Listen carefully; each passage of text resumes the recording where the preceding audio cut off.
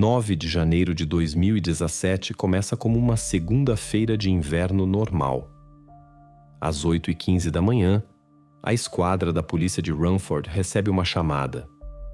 Na linha está o dono de uma pequena empresa de construção. Ele fala calmamente, mas sente-se a sua ansiedade. Um dos seus funcionários, Daniel Norton, não aparece no trabalho pelo segundo dia consecutivo. Isto não é característico dele. É uma pessoa pontual, responsável, nunca desapareceu sem avisar. O chefe conta que primeiro pensou, talvez estivesse constipado ou preso na estrada. Mama A patrulha chega à casa da família Norton às 9h40. Um pequeno chalé na parte norte da cidade, quase na orla da floresta. A casa é arrumada, com persianas azuis, e em frente à janela há um comedouro para pássaros. Tudo parece tranquilo. O carro dos Norton está estacionado em frente à casa, com o capô coberto de geada. A neve em frente à garagem está lisa, sem marcas de pneus. Na varanda há um jornal e uma encomenda com a nota "Entrega na sexta-feira". O agente toca a campainha. Silêncio. Bate na janela, também nenhuma reação. Alguns minutos depois, uma vizinha, uma mulher de cerca de 60 anos, enrolada num roupão quente, sai à porta. Diz que não vê a família desde domingo. Normalmente, de manhã há barulho. As crianças correm. A televisão está ligada. Mas hoje, é como se não houvesse ninguém. O patrulheiro anota o depoimento e faz uma ronda pelo perímetro. A casa parece intacta, sem janelas partidas, nem fechaduras arrombadas. Na neve, apenas as pegadas do próprio agente. Após um breve relatório à chefia, é tomada a decisão de entrar. A fechadura é aberta com cuidado para não danificar a porta. Lá dentro está quente. O aquecedor está a funcionar. A cozinha chama imediatamente a atenção. Na mesa, 2 canecas torradas a meio, um frasco de compota aberto, o porta-pão não está fechado. Tudo deixado como está, como se alguém se tivesse levantado da mesa e se esquecido de voltar. Na sala de estar, a televisão está ligada, mas o som está quase no mínimo. No ecrã, as notícias locais, uma repetição da emissão da manhã. Net e os polícias passam pelos quartos. O quarto está arrumado, a cama feita. Na mesa de cabeceira estão os telemóveis do casal, ambos descarregados. No corredor de entrada, chaves, carteiras, cartas de condução. Tudo arrumado com esmero, como se os donos estivessem prestes a sair e tivessem mudado de ideias. Na casa de banho, uma toalha pendurada no gancho ainda úmida. Deu. Não há sinais de luta, nem móveis virados, nem louça partida. Nada. Os vizinhos são interrogados novamente. Ninguém viu nada. Uma mulher da casa em frente lembra-se de que, por volta da meia-noite, viu luz nas janelas dos Norton. Pensou que alguém estava acordado. Mas de manhã estava tudo escuro, sem sons, sem carros, sem visitas. No outro extremo da rua vive um reformado que diz que o cão ladrou durante a noite, mas ele não deu importância. A casa é inspecionada por completo. Na despensa, há frascos de conservas e na prateleira, mochilas escolares. No frigorífico, os produtos são frescos. Tudo Paul. No dia seguinte, verificam hospitais, aeroportos, contas bancárias. Nenhuma operação.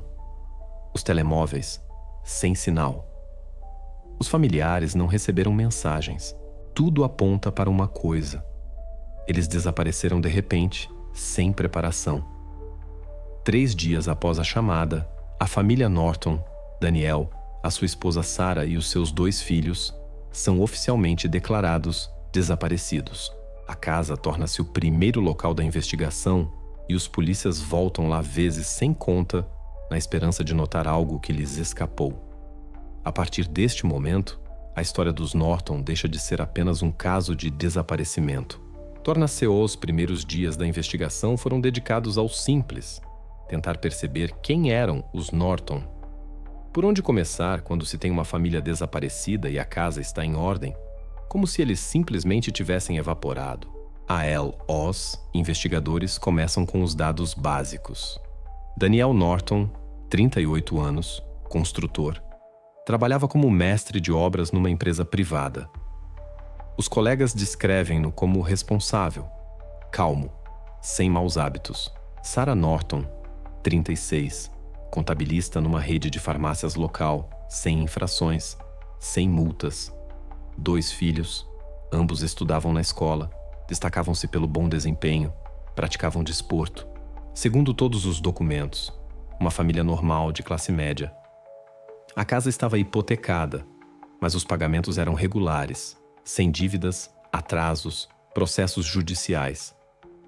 CAC, o relatório financeiro, confirma. A família não vivia em grande estilo, mas também não passava dificuldades. Os rendimentos cobriam todas as despesas e sobravam pequenas poupanças. A polícia investiga possíveis motivos: dívidas, créditos, negócios ilegais. Nada. Tudo transparente. Até o seguro da casa e de vida foi feito honestamente, sem alterações estranhas nos últimos meses. Esta linha de investigação esgota-se rapidamente. O desaparecimento não parece uma tentativa de fugir de problemas. O passo seguinte: conversas com o círculo próximo. Vizinhos, colegas, amigos. Todos dizem o mesmo. Uma família tranquila e amigável. Nunca faziam festas barulhentas, não entravam em conflito. Sarah costumava levar bolos aos vizinhos. Daniel ajudava com reparações. Não tinham inimigos, escândalos, rumores. Os polícias registram depoimentos semelhantes e a cada nova linha o quadro torna-se ainda mais estranho. Nenhuma predisposição, nenhuma tensão. Tudo demasiado perfeito. Mas é nesta perfeição que algo não bate certo. GM são apreendidos computadores, telemóveis, tablets. A verificação inicial mostra pouca atividade. Nenhuma mensagem apagada, correspondência suspeita ou ficheiros encriptados. O histórico do navegador, banalho. Sites de receitas, previsão do tempo, encomendas de produtos domésticos. Sarah procurava informações sobre deduções fiscais. Daniel, análises de ferramentas e materiais de construção. O e-mail, correspondência de trabalho e newsletters de lojas. As redes sociais, publicações raras, principalmente fotografias de feriados e viagens. Nenhuma pista de uma vida secreta. Nenhuma correspondência com estranhos. Nem vestígios de preparação para uma partida. Os polícias recorrem a analistas. Eles verificam os registros de IP, as rotas de ligação, as transações financeiras online. Tudo corresponde ao ritmo normal da vida. As últimas atividades foram registradas na manhã de 8 de janeiro. Sarah entrou no banco online para pagar contas e Daniel verificou o e-mail da empresa. Depois disso, silêncio. A investigação considera todos os cenários possíveis. Talvez uma partida voluntária? Mas por quê? A família não planeava viajar. Não havia bilhetes, malas, nem sequer indícios de preparativos. Tal. Um dos investigadores diria mais tarde: procuramos por sujidade e não encontramos nenhum grão de pó. Isso é mais alarmante do que se houvesse desordem. Tudo se resume a uma fórmula simples, mas inquietante. A família não tinha motivo nem desejo de desaparecer.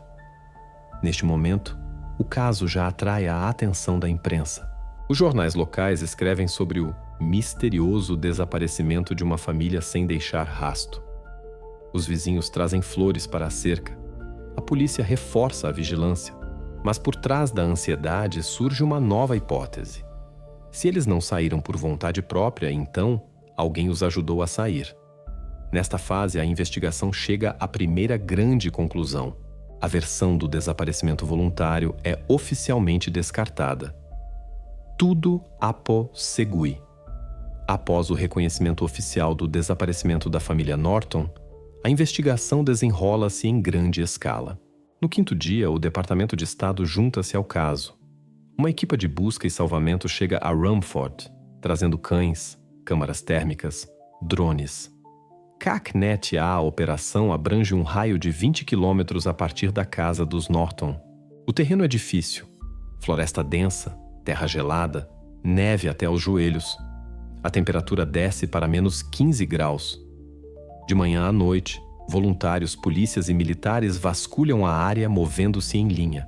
Em motos de neve, patrulham as estradas, verificam as bermas, casas abandonadas, hangares vazios. Um helicóptero paira sobre o rio Androscoggin, sobrevoando as margens. Tudo os sinotécnicos observam. Os cães perdem o rasto quase imediatamente após a propriedade. Na neve não há pegadas, nem frescas, nem antigas. A sensação é de que as pessoas simplesmente se dissolveram. 3 dias depois, o coordenador do grupo admite: não tem um único ponto concreto a partir do qual possam construir buscas futuras. Cada novo dia torna-se uma repetição do anterior. Os habitantes locais ajudam ativamente. Alguém traz comida para os voluntários. Alguém procura nas suas propriedades. Se passa uma semana, depois a segunda. A neve intensifica-se e a temperatura desce. Todas as rotas possíveis foram verificadas. Os investigadores analisam cada mensagem recebida, mas tudo se resume a rumores e erros. Alguém. Os agentes já falam abertamente entre si.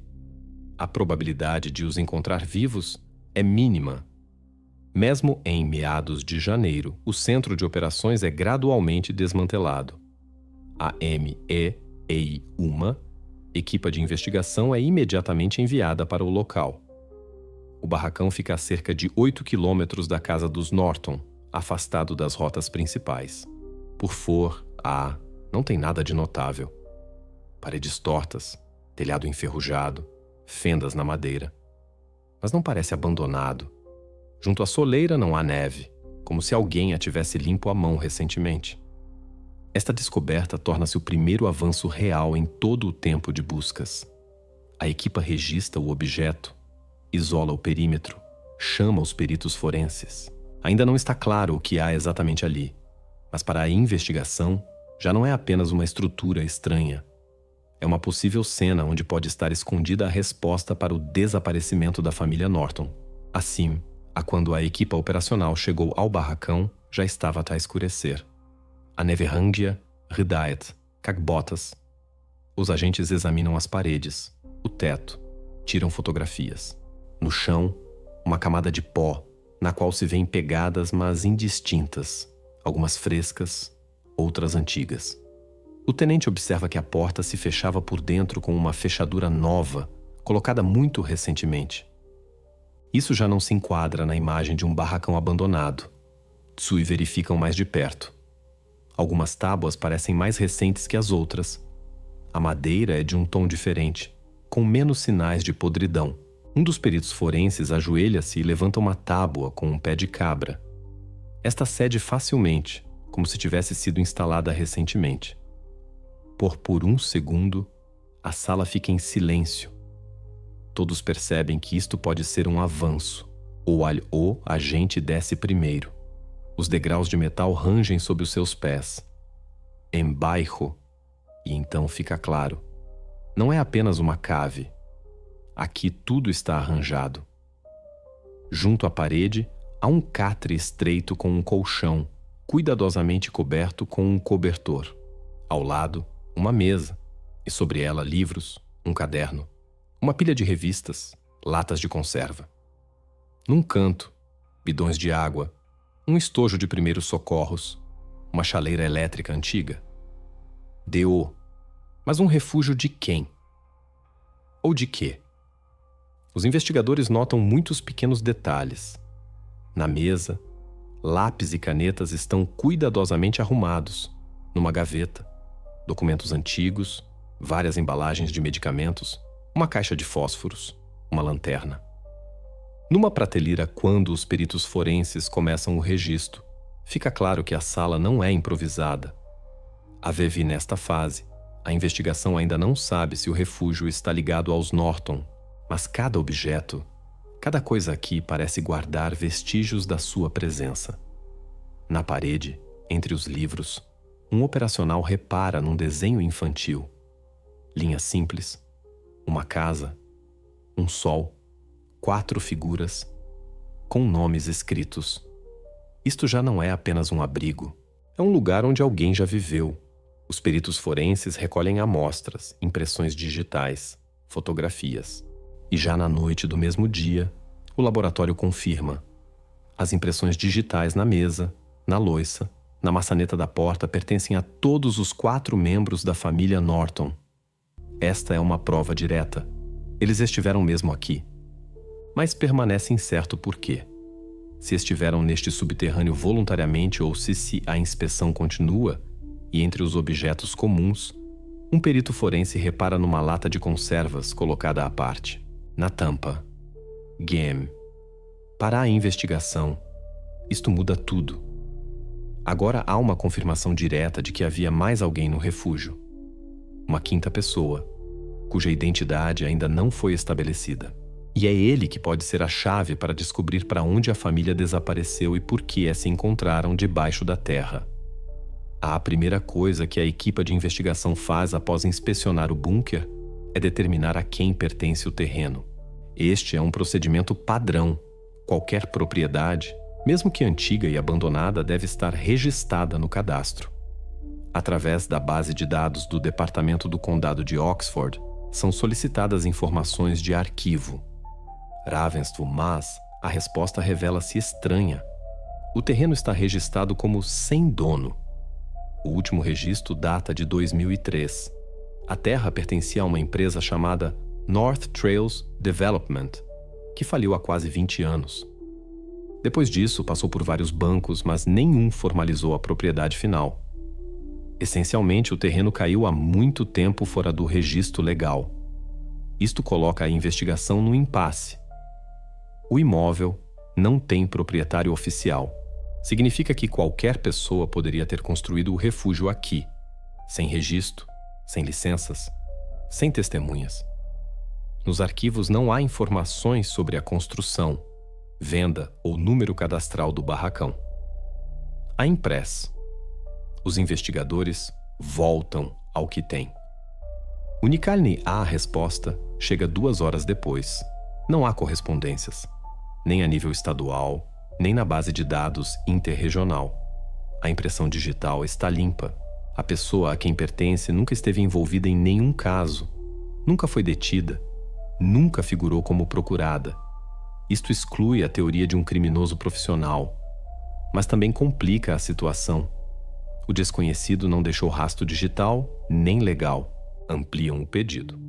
Agora, recorrem à base de dados federal, para onde vão os dados de funcionários de estruturas governamentais, militares, funcionários públicos, agentes da lei.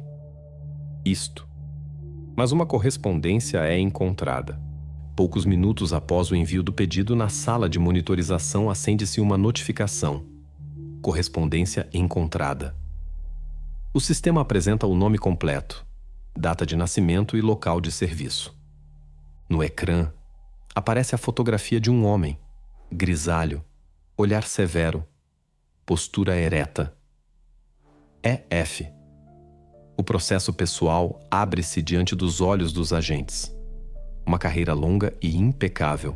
Serviu durante 23 anos. Participou em dezenas de operações de proteção de testemunhas e captura de fugitivos. Condecorado, sem sanções disciplinares. Nos últimos anos de serviço, coordenador do Programa de Proteção de Testemunhas no norte do estado. Esta descoberta coloca a investigação num novo ponto. Pela primeira vez, surge o nome de uma pessoa real ligada ao refúgio, mas quem ele era levanta mais questões do que respostas. Jem Bifshi Agent. Para a investigação, isto é um choque. Este não é o perfil que habitualmente se encontra em casos semelhantes. Frank Wall, nesta fase, decidem agir rapidamente. É emitido um pedido oficial para Walters, um interrogatório como testemunha, e já no dia seguinte, os detetives dirigem-se a Buckfield. O objetivo deles é descobrir como a impressão digital do ex-agente foi parar a lata no bunker e que relação ele tem com o desaparecimento da família Norton. Assim começa uma nova fase da investigação. Uma fase em que toda a atenção estará focada num homem que jurou cumprir a lei, mas que, possivelmente, se encontrou do outro lado dela. Os detetives chegam a Buckfield de manhã cedo. A pequena casa de Frank Walters fica nos arredores, atrás de uma faixa de floresta. Uma habitação modesta, um pátio arrumado, 2 carros antigos debaixo de um telheiro. O próprio Walters abre a porta imediatamente, como se soubesse que eles viriam. Ele parece calmo, sem sinais de ansiedade. O detetive mostra o mandado e coloca imediatamente sobre a mesa a fotografia da lata encontrada no refúgio. A reação é inesperada. Walters olha para a foto, acena com a cabeça e diz secamente: "Sim, estive lá." Nenhuma tentativa de negar, nenhuma emoção. Ele confirma que visitou aquele bunker, mas acrescenta: "Não discutirá os pormenores." A pergunta se isso está relacionado com o desaparecimento da família Norton, ele responde apenas: "Não posso falar. Não é da vossa conta." Os detetives tentam pressionar. Explicam que se trata de um possível crime. Mas vale. Isto torna-se um ponto de viragem. Rasledovany. Após o interrogatório, ele não é detido. Legalmente, não há fundamentos. No entanto, é colocado sob vigilância. Entretanto, o departamento financeiro da polícia analisa os extratos bancários da família nos últimos 6 meses. Nas primeiras semanas, tudo parece normal: pagamentos de serviços públicos, compras, transferências entre contas. Mas depois, um analista repara numa transação que se destaca do padrão. A 12 de dezembro, exatamente um mês antes do desaparecimento, foram levantados $50.000 em dinheiro da sua conta principal, DEP. Para uma família com um rendimento estável, mas não luxuoso, esta é uma quantia enorme. Não há recibos, não há faturas. Nenhum dos conhecidos sabia que eles tinham levantado o dinheiro. As câmeras do banco registraram que foi o próprio Richard Norton a levantar o dinheiro. Ele e os funcionários tentam rastrear para onde esses fundos poderiam ter ido, mas não aparecem compras nem transferências para outras contas, ou de em conjunto com a descoberta do refúgio. Isto muda radicalmente o quadro. Até então, acreditava-se que a família tinha sido vítima de um rapto ou de um crime casual. Tomo Nazat, ou investigador, ao analisar todos os dados, liga os 3 elementos-chave: o bunker secreto, o dinheiro levantado e a impressão digital do agente. Nenhum destes pontos explica o que aconteceu isoladamente, mas juntos formam um esquema coerente. A família Norton, ao que tudo indica, não desapareceu. Eles entraram em proteção e, de forma não oficial, fora dos protocolos, com a ajuda de uma pessoa que tinha acesso a programas governamentais. A versão do rapto perde o sentido. Todas as provas mostram que o desaparecimento foi cuidadosamente planeado. Deixaram a casa intencionalmente, criando a ilusão de um desaparecimento súbito. O dia a investigação formula uma nova hipótese. Os Norton encenaram o seu próprio desaparecimento. Um ex-agente federal ajudou-os, mas isto é apenas o começo. Resta descobrir o principal: de quem eles fugiam e por que um homem do sistema decidiu violar a lei para esconder uma família inteira. Após o encontro com Walters, os investigadores fazem o que o protocolo exige. Enviam um pedido oficial ao Serviço de Agentes Federais. A formulação é seca: fornecer informações sobre possíveis operações envolvendo Frank Walters no período após a sua reforma. Esta resposta chega logo no dia seguinte, mas não a que esperavam. Na carta, uma frase curta: a informação não pode ser divulgada devido a segredo de Estado. Sem assinatura, sem pessoa de contato, apenas um carimbo. Znak isto. Formalmente, o agente não faz nada de suspeito. O seu silêncio não é uma confissão, mas um dever. Ele age segundo as regras que ele próprio outrora aplicou. É esta a linha tênue onde a lei se torna um escudo e não uma ferramenta. Numa situação destas, os investigadores estão impotentes. Diante deles está um homem que pode saber tudo, mas que tem o direito absoluto de não dizer nada. No entanto, O seu comportamento após o interrogatório é preocupante. Walters não evita a polícia, não se esconde, mas também não sai da cidade. Percorre os mesmos caminhos, faz compras na loja local e à noite fica muito tempo sentado na varanda, como se estivesse à espera de algo. A investigação, as ferramentas oficiais já não funcionam. Por isso, os detetives recorrem a métodos informais. Começa uma análise minuciosa de todos os pontos de contato possíveis entre Walters e a família Norton. Verificam tudo: bases de dados de seguros, relatórios fiscais, companhias telefônicas, até cruzamentos de voos e reservas de hotel. Mas o resultado é nulo, nem ruma. Nem a geografia ajuda. Walters é quando se torna claro que no espaço digital não há nada. O detetive decide seguir o caminho antigo. Se as bases de dados modernas estão estéreis, então é preciso procurar onde a era digital ainda não chegou. Nos arquivos em papel, nas coleções antigas, onde ninguém editou a informação retroativamente. Ele vai à biblioteca do condado, a sala onde ainda se guardam microfilmes e jornais amarelados. O artigo descreve o processo contra um grupo organizado que se dedicava à extorsão e falsificação de documentos. Fala-se da proteção de uma testemunha, cuja identidade não foi revelada por razões de segurança. Mas, esta agora, fica claro que as suas ligações remontam a um passado distante. Era o mesmo homem cuja impressão digital foi encontrada no refúgio. Assim, as duas linhas de investigação que corriam em paralelo finalmente convergiram. Oficialmente, isto significava que o chamado Richard Norton não era quem dizia ser. O seu verdadeiro nome era outro, e era esse que figurava nos autos do antigo processo criminal. Agora, torna-se claro porque Walters se calou. Mas resta uma questão. Se estavam sob a proteção do Estado, por que viviam uma vida normal, na sua própria casa, com um trabalho real, sob os seus verdadeiros nomes, sem mudar de residência durante anos? Isto contradiz todos os protocolos do programa de proteção. Os investigadores fazem um novo pedido, agora não por nomes, mas pelo número do processo antigo. Com este código, obtém acesso ao arquivo interno dos programas federais, mantido sob o controle do Ministério da Justiça. Lá, está indicado que a família que se escondia sob o apelido Norton saiu voluntariamente do programa há 10 anos. As assinaturas são as deles. Isto significa que eles renunciaram à proteção, decidindo viver por conta própria. Após longos anos sob nomes falsos, constantes mudanças e restrições, eles escolheram uma vida normal. Agora, a lógica do seu comportamento torna-se compreensível. Compraram uma casa, estabeleceram uma rotina. As crianças foram para a escola e Richard arranjou um emprego estável.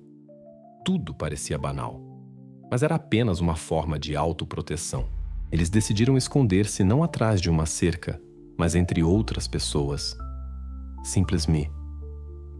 Esta vida durou quase 10 anos. Até que os velhos medos voltaram. Os detetives verificam as datas e os nomes daqueles que foram presos no caso Riverstone. A maioria ainda estava atrás das grades. Mas dane uma. Coincidência está for a de questão. Nos autos do tribunal, ele era mencionado como o principal arguido contra quem John Miller, o atual Norton, testemunhou. Foram os seus depoimentos que, na altura, se revelaram decisivos. Agora, o motivo da fuga é óbvio. Ao saber da libertação de Dale, a família percebeu que o seu passado os tinha alcançado novamente. Restava-lhes uma opção: fugir. Desta vez, não sob a proteção do Estado, mas por conta própria, sem o apoio do sistema. Juntaram Din esta versão finalmente explica tudo. O bunker secreto, o dinheiro levantado, a participação do agente. Walters, que conhecia a sua história real, ajudou-os a partir, violando todos os protocolos. Ele percebeu que o programa oficial já não os aceitaria e optou por agir fora das regras. A investigação chega à conclusão: a família Norton não fugiu de uma ameaça imaginária, mas de uma real. a mesma que já tinham enfrentado há 15 anos. É agora. Quando os detetives voltam a Frank Walters, a atmosfera já é completamente diferente. Eles já não jogam com insinuações cautelosas e formulações jurídicas. Na mesa à sua frente está um recorte de um jornal antigo cuidadosamente plastificado como uma prova material. No centro do artigo, o seu nome. Ao lado, a fotografia de um jovem com outro apelido que ele outrora protegeu. Tudo isto torna a conversa e o agente olha para a fotografia, depois levanta os olhos para o detetive e suspira. Desta vez, sem irritação, sem tentativas de fugir à conversa. O interrogatório decorre de forma calma, quase acadêmica, sem pressão ou ameaças. Walters fala de forma clara, articulada, como alguém habituado a protocolos. Ele confirma. Sim, ele foi o supervisor de John Miller, o futuro Richard Norton. Após o julgamento, Miller e a sua família foram transferidos para outro estado, receberam novos documentos e uma casa. Durante vários anos, tudo correu como planeado, até que decidiram sair do programa. Nessa até ao outono passado. Segundo ele, Miller ligou-lhe ele próprio, passados quase 10 anos. A voz estava tensa, sem a calma habitual. Informou que a pessoa contra quem ele testemunhara fora libertada e, possivelmente, sabia quem ele era na realidade. Ele disse que sentia que alguém o estava a vigiar. Não diretamente, mas através de pequenas coisas. Chamadas sem resposta, um carro estacionado nas proximidades todas as noites, conta Walters. Depois dessa chamada, encontraram-se pessoalmente. Segundo o agente, Miller não pediu para ser reintegrado na proteção federal. Sabia que isso era impossível. Em vez disso, perguntou se podia usar o que restava do antigo plano de evacuação criado para o caso de o programa falhar. Bunker tratava-se daquele mesmo. O Bunker Walters admite que ajudou a família a preparar o refúgio, não como representante da lei, mas como amigo. Ele sabia que, por todos os critérios formais, estava a violar o procedimento, mas agiu humanamente. S.O.S.L. acena com a cabeça como se esperasse essa pergunta. Explica que, após a mudança, decidiram não usar telemóveis nem internet. A comunicação era mantida apenas por rádio, através de transmissores portáteis, para não deixar rastros digitais. Mas, há 2 semanas, no mesmo dia em que a família foi oficialmente declarada desaparecida, o rádio simplesmente ficou em silêncio. Sem sinais, sem ruídos, silêncio total. A princípio, ele pensou que a bateria deles tinha acabado. Tentou contactá-los com o dispositivo de reserva. Também nada. No dia seguinte, foi ao barracão. O alçapão estava fechado. Nanelli reportou isto à polícia, mas não revelou os pormenores, porque acreditava que eles poderiam simplesmente ter se mudado para outro refúgio. Agora, já não tem a certeza. Na sua voz, pela primeira vez, sente-se o cansaço. Investigação registra o depoimento. Agora, uma coisa é clara. A família estava realmente a fugir e alguém ou algo os forçou a desaparecer novamente. Desta vez, nem mesmo um agente experiente conseguiu perceber para onde foram. A história, que parecia ter chegado ao fim, dá subitamente uma nova reviravolta. Agora, Sledovatel. Após o interrogatório do agente, os investigadores regressam ao bunker. Desta vez, não apenas para inspecionar o local, mas para o desmontar literalmente camada por camada, como um arquivo onde cada arranhão pode ser um documento. Agora sabem que a família se preparava para a fuga com antecedência. E por isso a inspeção inicial parece superficial. Talvez tempor for a. Tudo continua calmo. O alçapão está fechado, a fechadura intacta. Lá dentro, silêncio e cheiro a terra. Os peritos forenses começam o trabalho do zero. Verificam o chão, as paredes, as condutas de ventilação, as caixas, as almofadas, até as capas dos livros. E quanto mais avançam, mais claro se torna. Não houve nenhum ataque. Nenhum Ceste quadro perfeito destrói a hipótese anterior. Ninguém invadiu o local. Nicogdae, no entanto, permanece a questão. Para onde foram eles a seguir? Como se tivessem desaparecido no ar. Mas qualquer fuga cuidadosamente planeada tem um percurso. Só é preciso encontrar o seu rastro. Quando a inspeção está quase a terminar, um dos peritos forenses, um técnico sênior de apelido Davis, decide levantar uma tábua junto à cama, que na primeira inspeção foi considerada fixa. Por baixo dela, pó, um pouco de lixo e algo brilhante. Uma ao lado, um caderno. Gasto com a lombada dobrada, as páginas por vezes amassadas, como se tivesse sido segurado nas mãos com frequência. Não contém texto. Apenas números, um conjunto de indicativos e algo semelhante a coordenadas geográficas. Calibre, o investigador, levanta o olhar. Tudo está claro sem palavras. Não são apenas anotações. É um manual. Jim. Os peritos forenses verificam imediatamente as coordenadas. Na primeira linha, uma sequência que aponta para um ponto específico fora da cidade. Quando os dados são introduzidos num mapa eletrônico, no ecrã aparece um local, um aeródromo abandonado, a 50 milhas a norte. Este aeródromo já não funciona há muito tempo. Desde os anos 90, é CCA. A investigação chega a uma conclusão óbvia. O bunker era apenas um ponto de passagem. A primeira fase. A verdadeira fuga começou depois de saírem de lá. Tudo indica que a família preparou a operação em várias fases, desde a comunicação por rádio e o refúgio até o transporte. O que significa que eles poderiam ter ido realmente longe. Agora está claro. Tudo o que antes parecia caótico, o dinheiro, os contactos com o agente, o desaparecimento sem rastro, foi cuidadosamente calculado. Cada passo foi pensado com antecedência. E se as coordenadas apontam para um aeródromo, então talvez tenha sido de lá que começou o seu novo rastro. Eles não foram vítimas das circunstâncias. Tornaram-se os arquitetos do seu próprio desaparecimento. E isto já não é apenas uma história sobre uma fuga. É uma história sobre como um homem, que viveu metade da vida com medo, aprendeu a esconder-se melhor do que aqueles que o deviam proteger. A investigação entra numa nova fase. Agora, os detetives terão de ir até lá, ao aeródromo, onde talvez restem os últimos vestígios da família Norton antes de desaparecerem definitivamente deste mundo. Os investigadores deslocam-se ao antigo aeródromo no condado de Oxford, a 50 milhas a norte. O local está há muito tempo registrado como encerrado. Oficialmente foi usado por agricultores para a entrega de fertilizantes. Depois, durante vários anos, pilotos privados treinaram lá.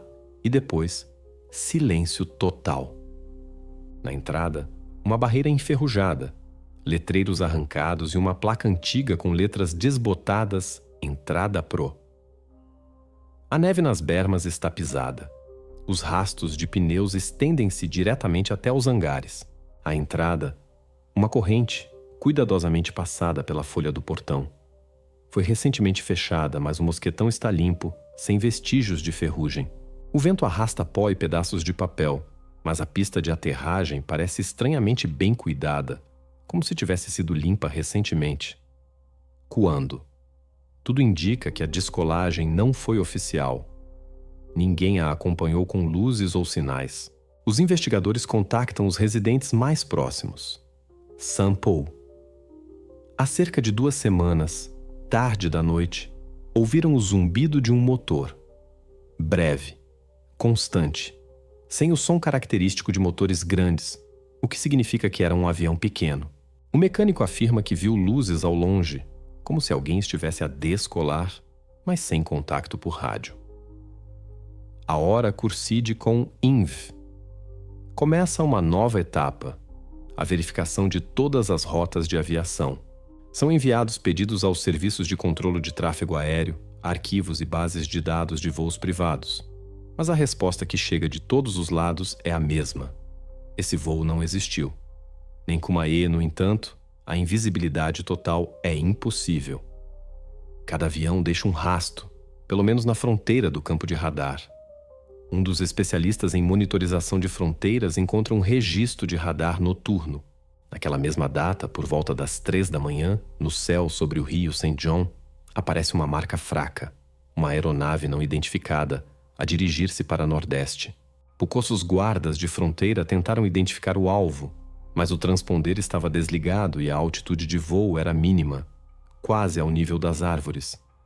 Após cruzar a fronteira, a marca desapareceu. Entretanto, agora, a investigação tem uma pista concreta.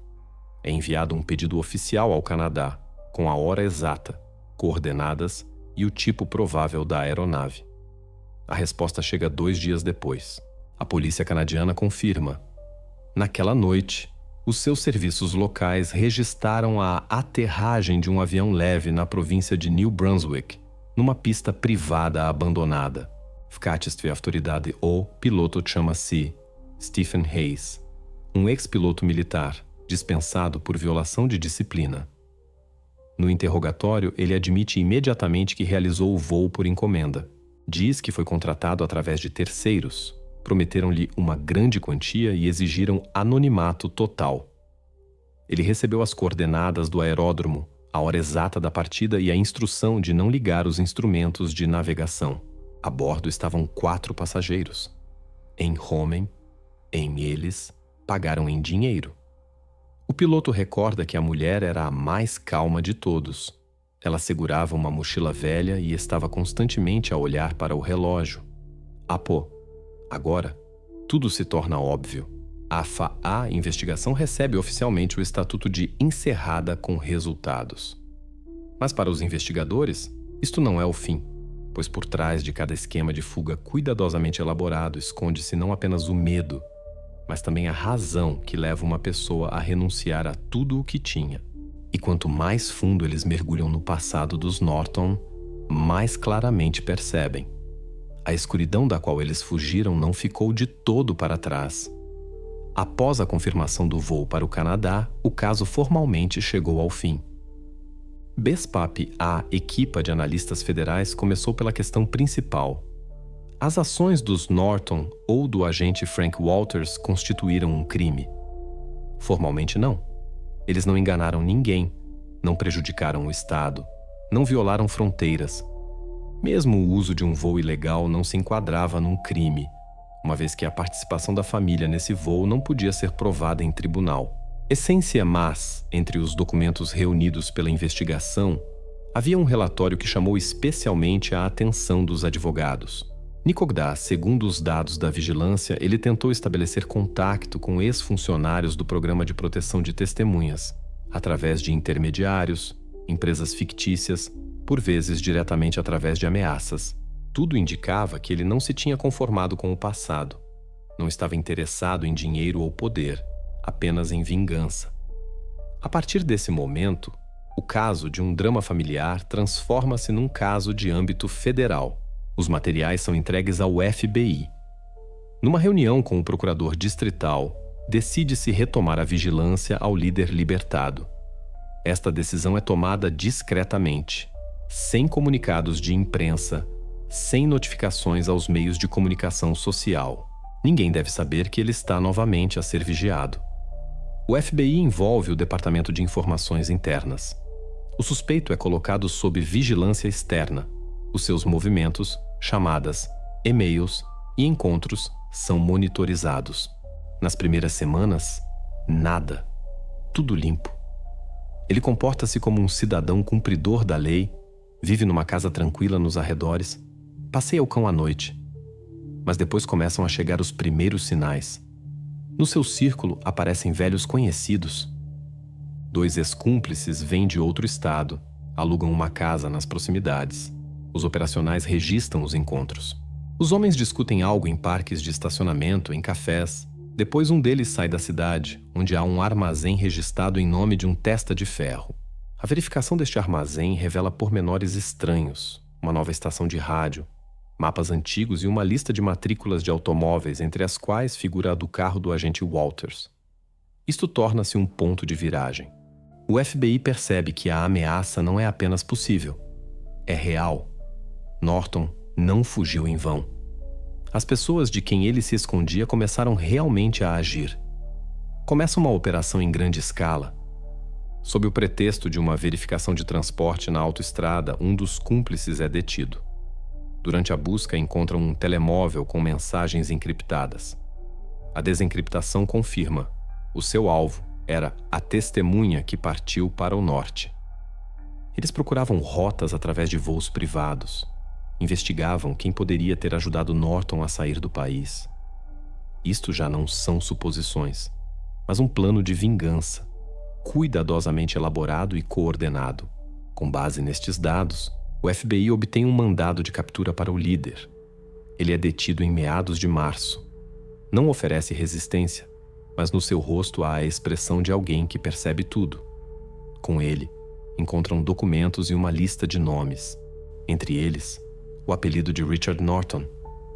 No interrogatório, ele permanece em silêncio quase todo o tempo. Diz apenas uma frase. Pensam que ele está onde o procuram? Depois, novamente silêncio. Mas isso nem é necessário. Já há provas, a correspondência, as gravações das conversas, os contactos com ex-membros do grupo. A Procuradoria apresenta acusações de violação das condições da liberdade condicional e de preparação de uma conspiração criminosa. Ele é colocado em prisão preventiva.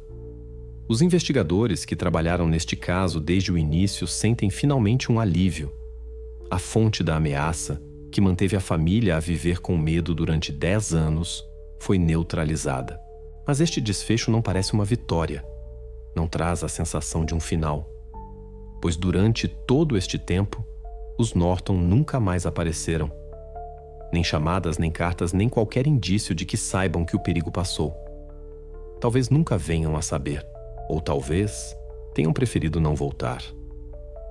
Para a investigação, é o fim da operação. Para aqueles que conheceram esta história, é uma lembrança de que, por vezes, a salvação não está em provar a inocência, mas em desaparecer a tempo. Suan, entre as linhas, na margem das páginas, são visíveis símbolos microscópicos, como marcas de lápis, demasiado pequenas para serem percebidas como texto. Sob um microscópio torna-se claro. Não são vestígios aleatórios, mas identificadores codificados. A sua estrutura assemelha-se a endereços de carteiras na blockchain. Números e letras formam sequências únicas. Só podem ser decifradas se se conhecer a chave. Após 3 dias de trabalho, os especialistas obtêm um resultado. Estes códigos estão ligados a um servidor fechado na Darknet, conhecido entre as forças da lei pelo nome Linha Branca, uma rede ilegal através da qual se pode comprar tudo: documentos falsos, transporte ou, como neste caso, uma nova vida. Uma consulta a esta base de dados mostra que 1 mês antes do desaparecimento, os Norton fizeram uma grande transferência, exatamente $50 mil, a mesma quantia que desapareceu da conta da família. O pagamento foi para a carteira de uma pessoa com o pseudônimo Syndic, um dos intermediários no sistema clandestino especializado na organização de desaparecimentos. Agora, todas as peças do quebra-cabeça se encaixam. Este dinheiro não era para o caso de algo acontecer, mas sim um pagamento pela ajuda na fuga, pela logística, documentos falsos, rotas, canais de rádio e talvez até pelo próprio contato com o piloto. A quantia corresponde exatamente à tarifa média que esta organização cobrava por um serviço completo de criação de uma nova identidade. Os investigadores percebem: a família não agiu sozinha. Tinham um plano, consultores e proteção. Tudo, desde a comunicação por rádio às coordenadas encriptadas, levava a crer que utilizaram os serviços de profissionais. O que antes parecia uma tentativa desesperada de sobreviver, agora parece uma operação friamente planeada. Mas o mais interessante surge mais tarde, quando a polícia canadiana interroga o piloto novamente, já em conjunto com agentes do FBI. O seu relato torna-se a chave para os últimos detalhes. Ele explica que recebeu a encomenda não diretamente, mas através de um chat encriptado. A comunicação era feita por canais descartáveis. Cada mensagem desaparecia 1 minuto após a leitura. O pagamento em criptomoeda. o valor exato, sem arredondamentos, transferido antecipadamente de uma carteira anônima não associada a nenhum banco. Quando questionado se viu os documentos dos passageiros, o piloto abana a cabeça. Diz que tudo pareceu extremamente organizado. Eles sabiam para onde ir, qual era a sua aeronave e como desligar o sinal de rádio. Ele teve a sensação de que não era a primeira vez que faziam aquilo. Após a aterragem, esperava-o a transferência da segunda parte do valor. Mas esta veio de uma carteira diferente, registrada através de uma cadeia de 6 serviços de proxy. Ou seja, mesmo que alguém tentasse chegar aos mandantes, tecnicamente seria impossível. Todos os rastros foram destruídos. Estes depoimentos tornam-se o último prego no caixão da versão da casualidade. A fuga dos Norton não foi pânico. Não foi uma decisão impulsiva. Foi uma operação complexa, de múltiplos níveis, onde cada passo foi calculado antecipadamente, incluindo pistas falsas e o momento da partida. O relatório final, preparado pelo FBI, sublinha: a família utilizou pelos conhecimentos que Norton adquiriu ainda nos tempos da sua colaboração com os serviços secretos, a sua experiência de trabalho infiltrado, as suas competências de conspiração, a sua compreensão dos procedimentos de proteção de testemunhas. Tudo isto ele aplicou agora a si mesmo. Ele sabia como esconder informação, como mudar de identidade, como desaparecer de forma a que ninguém mais o encontrasse. Nat. Quando os investigadores fecharam a pasta final, todos ficaram com a sensação de que tinham conseguido espreitar a vida de pessoas que aprenderam a existir fora do sistema.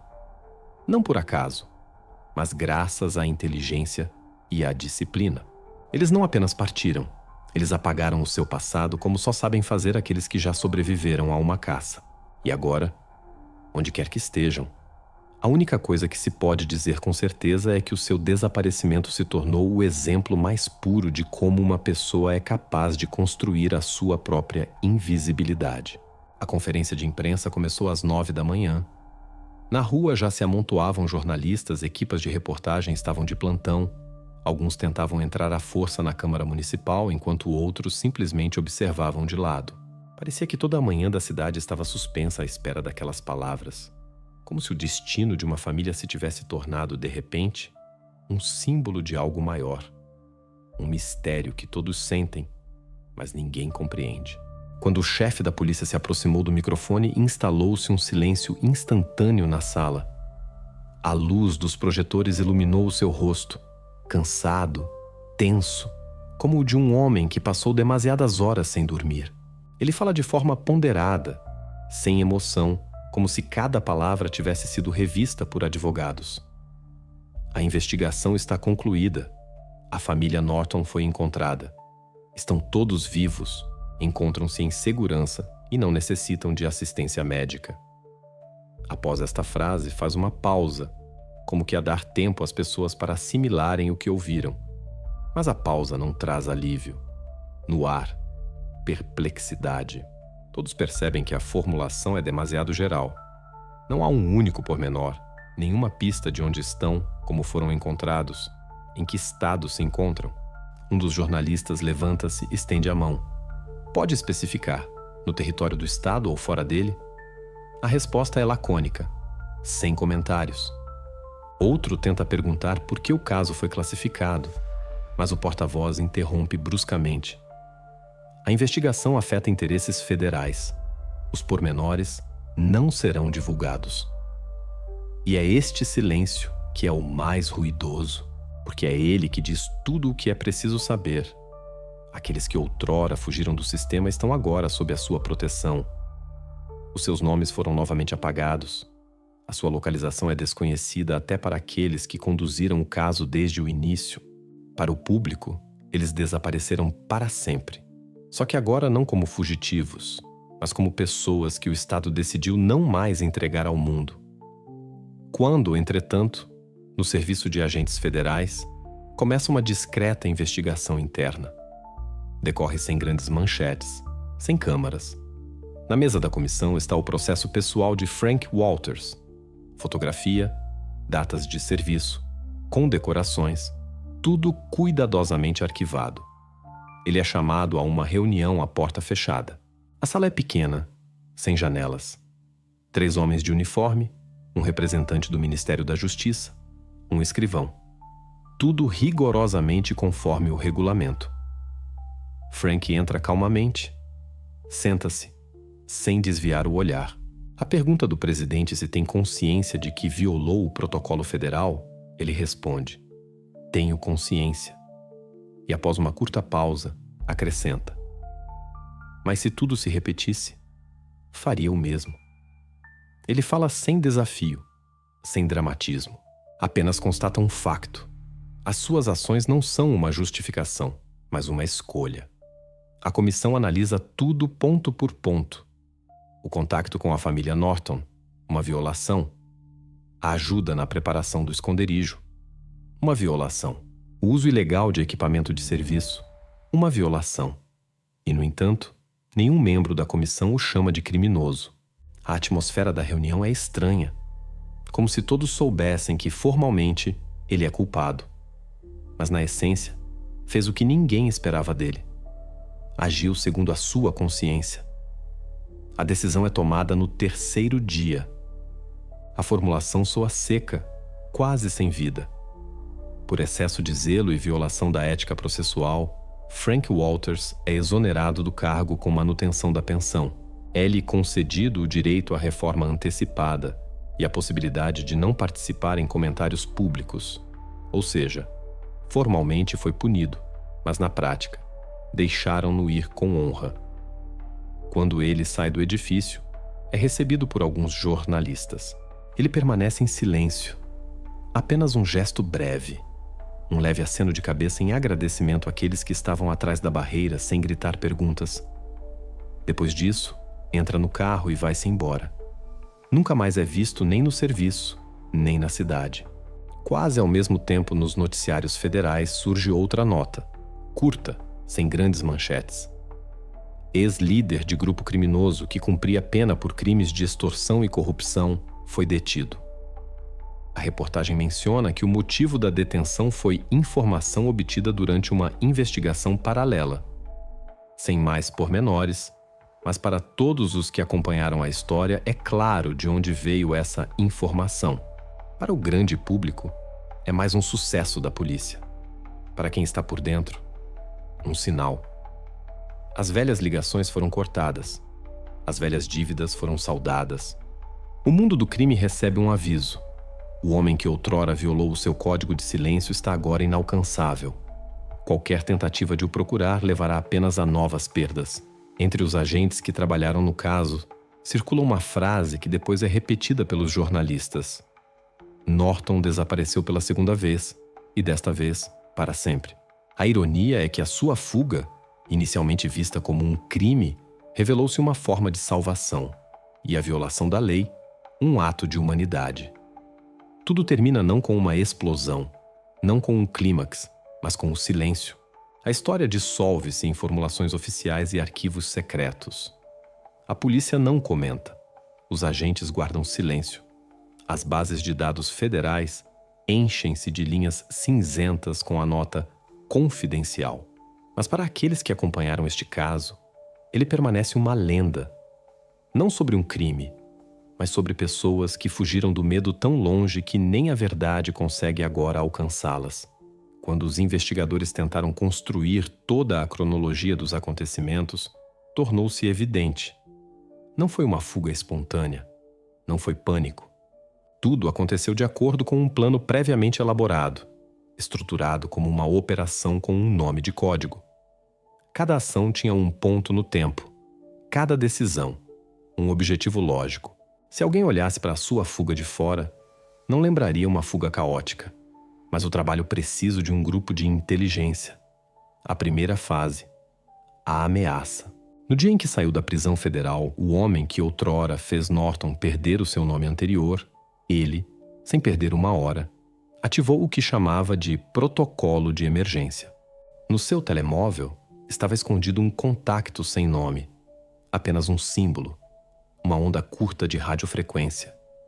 Era o canal de comunicação com o agente Walters. Através dele, Norton transmitiu uma única palavra: Fase A. Significava: a situação saiu do controlo, começa o plano de evacuação. A segunda fase, preparação e desinformação. Enquanto os vizinhos viam a família levar uma vida normal, dentro de casa acontecia algo diferente. O dinheiro era levantado da conta em partes para não levantar suspeitas.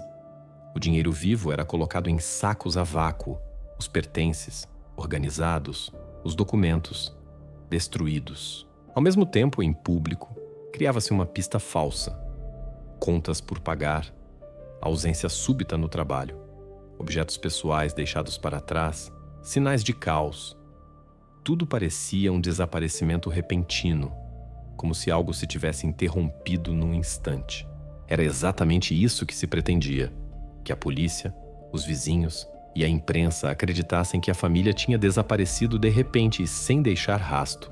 Na realidade, naquela noite em que a sua casa apareceu pela primeira vez nos noticiários, eles já se encontravam debaixo de terra, no bunker, construído com antecedência e equipado com tudo o que era necessário.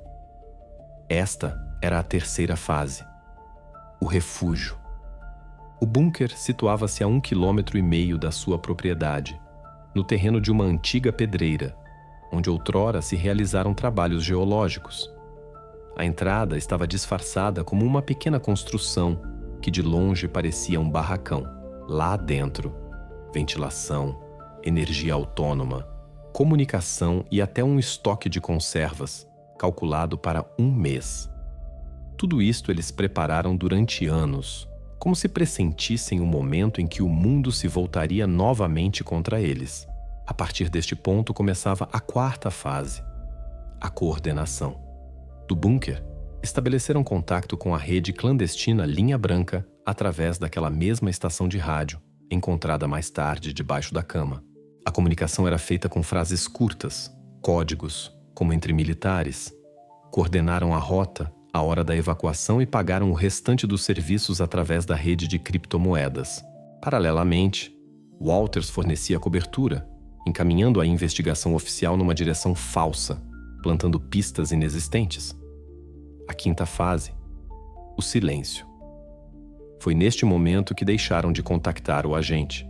Isto foi feito de forma consciente. Quanto menos ele soubesse, mais difícil seria fazê-lo falar. O sistema de proteção de testemunhas sempre se baseia na compartimentação da informação. E Norton usou os mesmos princípios contra o próprio sistema. Eles desapareceram até para o seu único aliado, a sexta fase, a evacuação. De noite, 2 semanas após o último contacto, deixaram o bunker. Segundo a suposição da investigação, moveram-se em 2 carros, sem faróis, por uma estrada de terra até o antigo aeródromo que era usado ainda nos anos 80. Lá, já os esperava um avião leve, cujo piloto não fazia perguntas. Tudo aconteceu rapidamente e sem alarido. Por volta das 2 da manhã, a aeronave descolou, rumando a norte, contornando as zonas de controlo. Na fronteira, o avião voava com o transponder desligado, o que permitia evitar a detecção por radares. E, finalmente, a 7ª fase, a criação de uma nova identidade. Quando o avião atravessou a fronteira e aterrou numa pequena pista privada no Canadá, a família já tinha deixado de existir sob o nome Norton.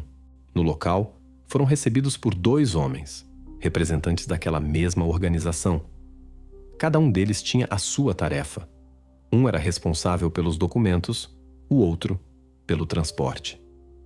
No mesmo dia, receberam novos documentos de identidade, uma morada, novos cartões bancários. Os telemóveis antigos foram destruídos, as roupas trocadas.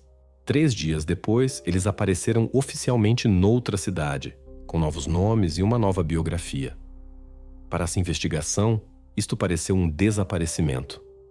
Para eles, um renascimento. A sua operação decorreu sem um único erro, desde o momento da ameaça até ao último retoque da nova vida. Mesmo a análise das transações financeiras, das imagens de satélite e das radiofrequências não forneceu uma única pista direta. Tudo parecia como se tivessem sido simplesmente apagados da realidade.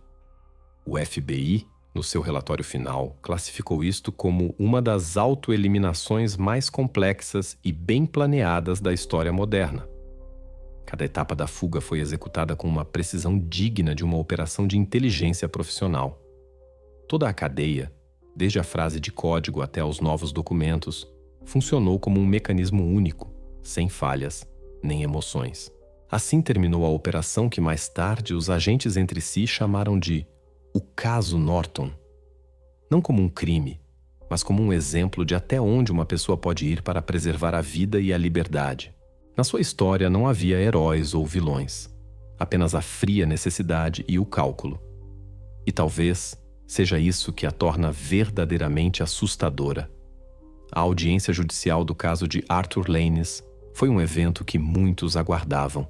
Na sala, reinava um silêncio tenso, como se todos compreendessem que não se decidia apenas o destino de um homem, mas também o ponto final de uma longa cadeia de eventos que começara muitos anos antes.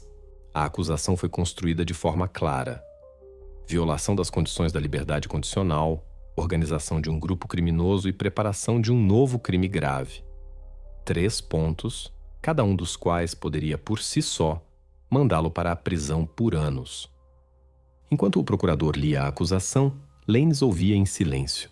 O seu rosto permanecia de pedra, os olhos frios, como os de um homem que já se resignara ao facto de que a sua vida não terminara quando foi preso, mas no momento em que perdeu o controle sobre o passado.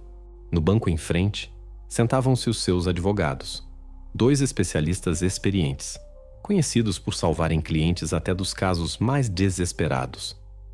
A sua estratégia era simples: atingir o ponto mais fraco da investigação, a legalidade das provas. Eles alegaram que a vigilância sobre Lanez tinha sido iniciada ilegalmente, que a fonte das suspeitas eram materiais de outro caso, não diretamente relacionados com ele. Do ponto de vista deles, todos os dados das escutas, da vigilância, da análise do seu círculo eram inadmissíveis em tribunal. Os defensores tentaram convencer os jurados de que a Procuradoria tinha excedido seus poderes e que o caso se baseava em suposições e medos, e não em factos. O procurador respondeu calmamente. Lembrou que não se tratava de uma disputa trivial, mas de um homem que já tinha sido considerado culpado de criar toda uma rede criminosa, que as ameaças que emanavam dele eram de natureza real e que as forças da ordem tinham todos os motivos para agir preventivamente, para evitar uma nova catástrofe. O juiz ouviu ambas as partes, fez uma anotação no processo e declarou um intervalo. Quando a sessão recomeçou, todos já sabiam, o desfecho estava próximo. O tribunal decidiu, as provas eram admissíveis. A base para tal foi um artigo da lei que permite a violação do procedimento de vigilância se existir uma ameaça direta e confirmada à segurança pública. Esta formulação destruiu definitivamente a linha de defesa. Lanez não mudou de expressão, continuou sentado, imóvel. Apenas apertou os dedos com tanta força que os nós dos dedos ficaram brancos. Os seus advogados perceberam. Agora só restava ganhar tempo, mas não havia tempo. Quando? Um silêncio pairou na sala, sem gritos, sem aplausos, apenas o zumbido do ar condicionado. O juiz levantou os olhos para o réu. Por alguns segundos permaneceu em silêncio, como se estivesse a organizar os pensamentos. Depois, começou a ler a fundamentação da sentença. Falou calmamente, sem triunfo, mas em cada frase sentia-se a severidade. O tribunal teve em conta os crimes passados de Lanez, a natureza da sua atividade, a ameaça para as testemunhas e o facto de que, após a libertação, ele começou imediatamente a restabelecer os antigos laços. A sociedade, disse o juiz, tem o direito de se proteger de pessoas como você, e se a lei me dá a oportunidade de o excluir dela para sempre, eu aproveitarei essa oportunidade. Estas palavras soaram não como raiva, mas como uma fria necessidade. A sentença: 25 anos em regime fechado, sem direito à liberdade condicional. O máximo que a lei permitia. Nem os advogados contestaram. Era claro para eles que a luta tinha terminado. Lines foi levantado do seu lugar, algemado, e ele apenas lançou um olhar breve para o público. Não com desafio, mas com aquela estranha indiferença que as pessoas que sabem que o seu mundo acabou muito antes daquele dia costumam ter. Quando o levaram para fora da sala, na rua já estavam as câmaras, os jornalistas, os polícias e uma multidão de cidadãos. Alguém tentou gritar algo atrás dele. Alguém simplesmente observou enquanto o furgão preto fechava a porta e partia em direção à prisão federal. Assim terminou o último caso de Arthur Lanez. Sem tentativas de recurso, sem novas declarações. O seu nome não voltou a aparecer na imprensa.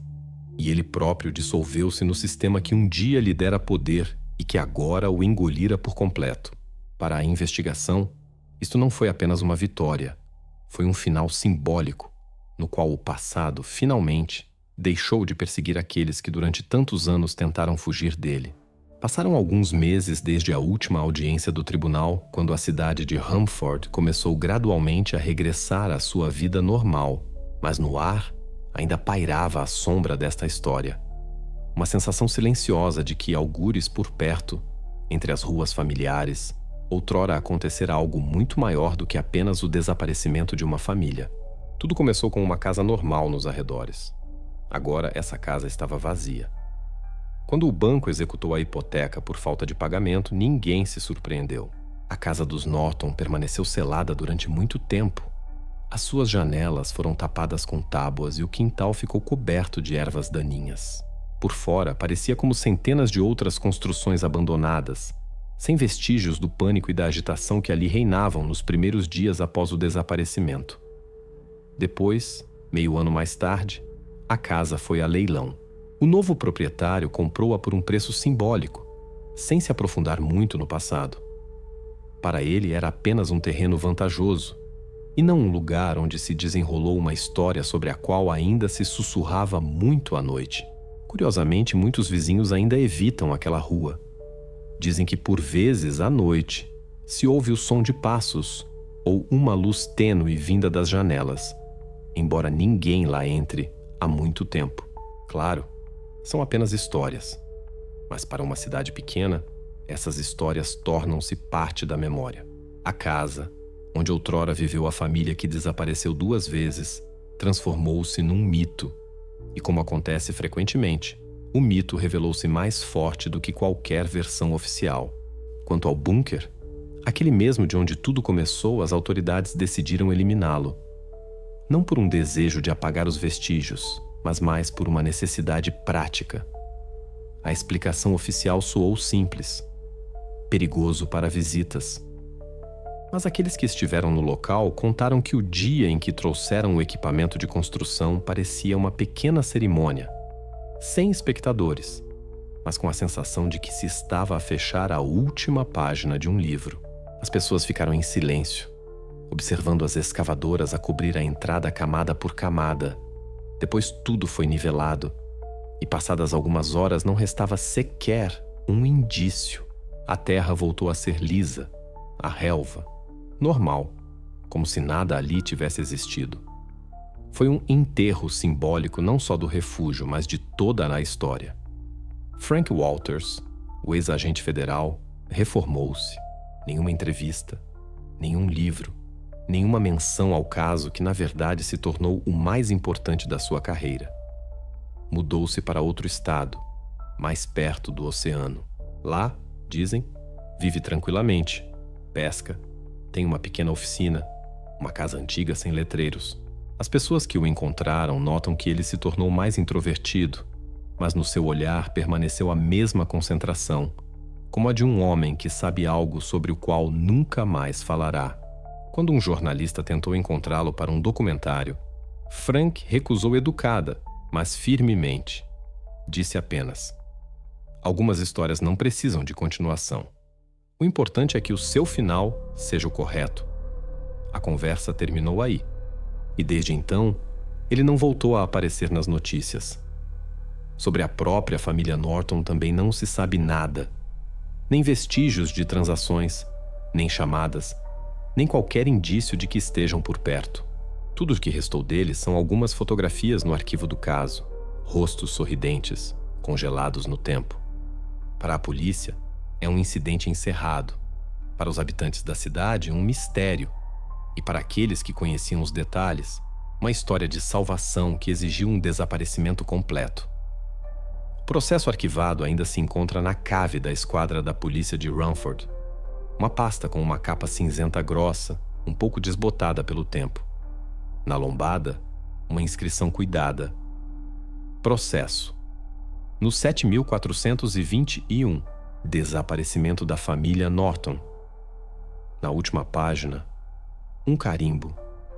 Encerrado. Sem notas, sem anexos. Apenas o fim. Por vezes, os novos agentes, ao organizarem os processos antigos, encontram esta pasta, folheiam as páginas e ficam perplexos por tudo estar tão meticulosamente classificado. Mas os colegas mais velhos apenas desvalorizam. Dizem que há histórias em que a verdade não beneficia ninguém. E o processo é devolvido ao seu lugar. Assim termina uma das histórias mais estranhas e controversas que alguma vez foram investigadas neste condado. A casa foi vendida, o bunker foi soterrado, o agente partiu e aqueles por quem tudo isto começou desapareceram para sempre. Nem um rasto, nem uma pista, nem um sinal. Apenas o vazio onde outrora houve vida. E talvez seja precisamente nisto que reside a sua vitória. Eles conseguiram desaparecer não da lei, mas da própria memória. Ninguém mais os procura. Ninguém se lembra dos seus nomes. Apenas aqueles que outrora tiveram este caso em mãos se lembram. Tudo isto aconteceu e terminou exatamente como devia. Em silêncio, sem grandes palavras, mas com a sensação de que algures longe, sob outros nomes, estas pessoas ainda vivem.